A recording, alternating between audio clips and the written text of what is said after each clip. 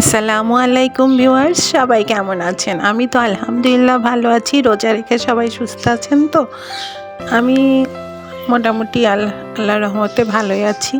অনেকদিন আগের একটা ভিডিও, শীতের শেষের দিকে একটা হাঁস এনেছিল, চীনা হাঁস। আসলে হাঁসটা কেটে আনেনি, বাজার থেকে ড্রেসিং করে আনেনি, বাসায় এনে এটাকে আমি প্রিপেয়ার করেছিলাম।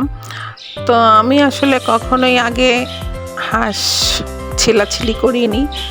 তারপরে যাই হোক পেরেছিলাম লাস্টে পর্যন্ত। তারপরে আমাকে এখানে 3 কেজি গোস হয়েছিল। তো আমি আজকে কিভাবে হাঁসটি রান্না করি সেটি আপনাদের সাথে একটু শেয়ার করছি। এখানে আমি একটা নারিকেল নিয়েছি, নারিকেল বাটা দিয়েই আমি হাঁসটা রান্না করব। তো আর আদা রসুন পেস্ট আর পেঁয়াজ আমি একটু বাটা দিব, যেহেতু গ্রেভিটা ঘন হবে পেঁয়াজ বাটাটা দিলে। তারপরে আমি এখানে দিয়েছি গরম মশলা আর একটা এলাচ, স্টার এলাচ। তো আর এখানে দিয়েছি, যেহেতু 3 কেজি আমার গোস হয়েছে হাঁসের থেকে, সেহেতু আমি এখানে আদা রসুন বাটাটা 4 চামচ দিয়েছি, 4 টেবিল চামচ। আর দিয়েছি ধনিয়ার গুঁড়া 2 চামচ, আর হলুদের গুঁড়া দিয়েছি 1.5 টেবিল চামচ। আর দিয়েছি ঝালের পরিমাণটা একটু হাঁসের মাংসে বেশি হলেই ভালো লাগে খেতে, তাই আমি এখানে 3 টেবিল চামচের মতো মরিচের গুঁড়া দিয়েছি। আপনাদের প্রয়োজন অনুযায়ী আপনারা মরিচের গুঁড়াটা দিয়ে দিতে পারেন। আমি যেভাবে রান্না করি আমার পছন্দ অনুযায়ী দিয়ে নিয়েছি। আর দিয়েছি পরিমাণ মতো লবণ দিয়ে মশলাটাকে কিন্তু অসম্ভব ভালোভাবে কষাতে হবে। যতটা কষানো মশলা ভালো হবে ততটাই টেস্টি হবে রান্নাটা। আর এখানে দিয়েছি আমি নারিকেল, ওই যে পুরো একটা নারিকেল কুড়িয়ে নিয়েছিলাম, সেই নারিকেলটা বেটে আমি দিয়ে দিয়েছি। অনেকে নারিকেলের দুধ দিয়ে করতে পারেন, কিন্তু আমি পুরো নারিকেলটা বেটে দিয়েছি এখানে।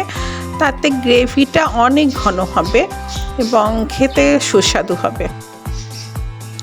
তো এই পর্যায়ে আমি খুবই ভালো করে নাড়ছি এবং নেড়ে মশলাটা কষিয়ে নিয়েছি। এবার আমি দিচ্ছি মাংসগুলো কিন্তু খুব ভালো করে আমি বেছে ধুয়ে কেটে নিয়েছি।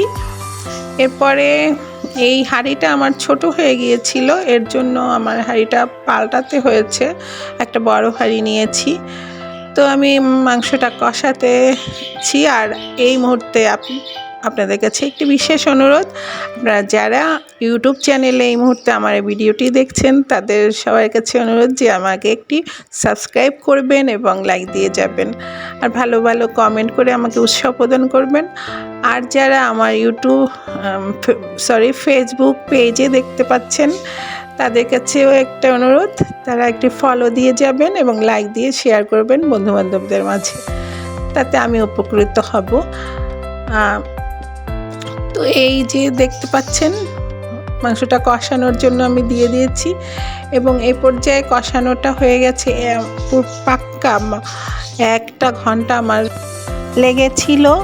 আর দেখুন কালারটা কত সুন্দর হয়েছে মাংসের। তো একেবারে সিদ্ধ হয়ে একদম কষানো হয়ে গেছে। আমি কিন্তু এটাতে বেশি ঝোল রাখবো না। তো এই পর্যায়ে আমি জিরা গুঁড়া দিয়ে দিয়েছিলাম, ওটা স্কিপ হয়ে গেছে, ভাজা জিরার গুঁড়া। তো আমার তো মাংস হয়ে গেছে, এবার সবাই মিলে খাওয়া দাওয়া করব। এর জন্য বসে গিয়েছিলাম, আমরা সবাই মিলে নিচে বসে খাওয়া দাওয়া করেছি এবং মাংসটাতে এত টেস্টি হয়েছিল যে হাঁড়ি নেওয়ার সাথে সাথে সব শেষ হয়ে গেছে। তো দেখুন চেহারাটা, কালারটা কতটা সুন্দর হয়েছিল, দেখতে যেমন সুন্দর খেতেও কিন্তু সেরকম সুন্দর হয়। তো এ পর্যায়ে আমি নামিয়ে নিব।